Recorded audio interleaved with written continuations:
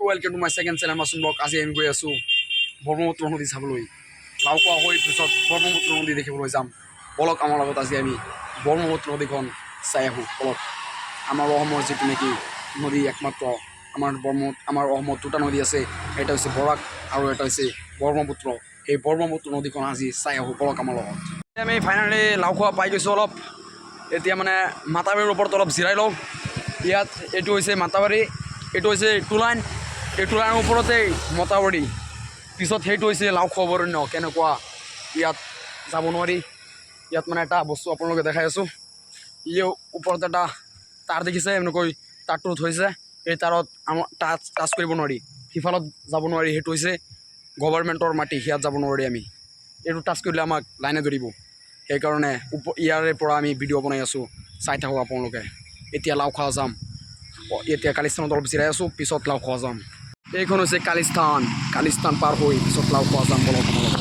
এতিয়া আমি মাতাবাৰীৰ ওপৰেদি গৈ আছোঁ লাহে লাহে। সেইটো হৈছে অভয়াৰণ্য। কেনেকুৱা ঘন অভয়াৰণ্য এবাৰ চাওকচোন আপোনালোকে।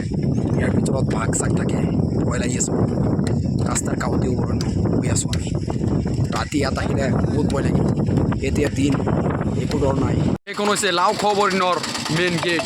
চাওক আপোনালোকে, লাওখোৱা অভয়াৰণ্যৰ এখন মেইন গেট। অভয়াৰণ্যৰ ভিতৰত মানে এটা সৰু গাঁও আছে। এইটো হৈছে এই সৰু গাঁৱত যোৱা ৰাস্তা। এতিয়া আমি ব্ৰহ্মপুত্ৰ নদী চাবলৈ যাম। বলক আমাৰ লগত। এতিয়া আমি লাওখোৱা বজাৰৰ পৰা এইটো ৰাস্তা ইফালে গৈছে, এইটো ৰাস্তা দি এতিয়া আমি গৈ আছোঁ। বলক আমাৰ লগত ব্ৰহ্মপুত্ৰ নদী চাবলৈ যাম। এতিয়া আমি মতাবাৰীৰ ওপৰেদি লাহে লাহে গৈ আছোঁ। আমাৰ লগত বলক। কেনেকুৱা ডাঙৰ ব্ৰহ্মপুত্ৰ নদীখন আপোনালোকক চাই আহিম। এতিয়া আবেলি টাইম নহয়, আবেলি টাইম বহুত মজা লাগিব তাত। বলক আমাৰ লগত। আমি গৈ আছোঁ ব্ৰহ্মপুত্ৰ নদী চাবলৈ। মতাবাৰীৰ ওপৰেদি খোজকাঢ়ি গৈ আছোঁ। বলক আমাৰ লগত। ৰাস্তাটো এনেকুৱা ইমান ভাল নহয়, বহুত বৰষুণ পৰি আছে, সেইকাৰণে ৰাস্তাটো বহুত বেয়া হৈ আছে। চাওক আপোনালোকে। ফাইনেলি এতিয়া আমি আহি পৰিছোঁ ব্ৰহ্মপুত্ৰ নদী।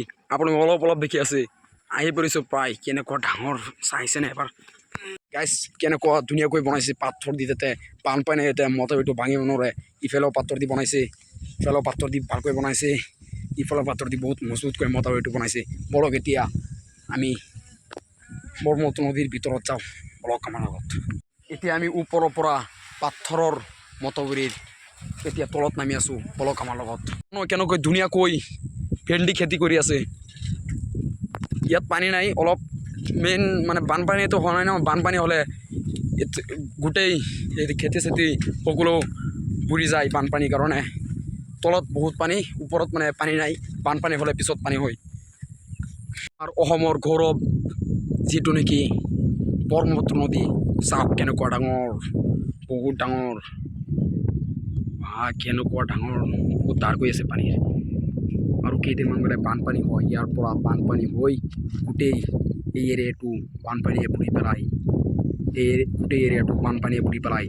এই ব্ৰহ্মপুত্ৰ নদীখনে অসমৰ গৌৰৱো, আকৌ অসমৰ মানুহকো কষ্ট দিয়ে। এই ব্ৰহ্মপুত্ৰ নদীখনে চাওক কেনেকুৱা ডাঙৰ, দি বাহিয়া। বহুত মজা লাগি আছে। ইয়াত বতাহ কেনেকুৱা ঠাণ্ডা এটা পৰিৱেশ পাই আছোঁ। জলফকাৰ বাই আৰু মই আহিছোঁ ব্ৰহ্মপুত্ৰ নদীখন চাবলৈ। কেনেকুৱা ডাঙৰ, বহুত মজা লাগি আছে গাইছ। আৰু দেখাম তাত মাছ মাৰি আছে মানুহে। বলক আমাৰ লগত। মাছ কেনেকুৱা পায় তেওঁলোকক অলপ জিগাম, মাছ কেনেকুৱা পায়। বলক আমাৰ লগত। এই ধাৰখন গৈ আছে, এনেকুৱা এটা ভয়ানক শব্দ হৈ আছে, শুনি ভয় লাগি আছে ভাই। কেনেকুৱা ইয়াৰ পৰা বানপানী হয়, বহুত ভয় লাগি আছে। এটা এনেকুৱা শব্দ আহি আছে পানীৰ পৰা। ভিডিঅ'টো ইয়াতে সমাপ্ত কৰোঁ। যদি ভিডিঅ'টো ভাল লাগি থাকে লাইক কৰিব, শ্বেয়াৰ কৰিব, ছাবস্ক্ৰাইব কৰিব, আজি কমেণ্ট কৰিব। আজি ভিডিঅ'টো ইয়াতে সমাপ্ত কৰোঁ। বলক কালি আৰু লগত মিলিম। বলক আজি ঘৰত যাওঁ।